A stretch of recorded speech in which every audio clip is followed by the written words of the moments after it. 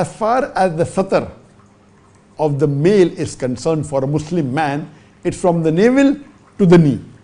There are different opinion whether the knee is included or not, but the right opinion is different opinion. I mean, the Shafi madhab and the Hanafi madhab, that is the knee included or not. But preferable is that you include the knee also.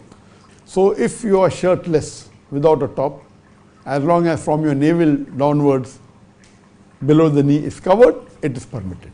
But you said a public gym.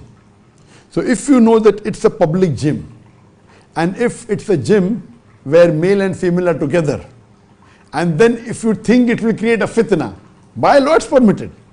But it can come in the makruh category if you think it's going to create a fitna, that if it's a gym where both the sexes are there, and if you are somebody watching you, and if you want to create a fitna, so it can come. Generally it's permitted.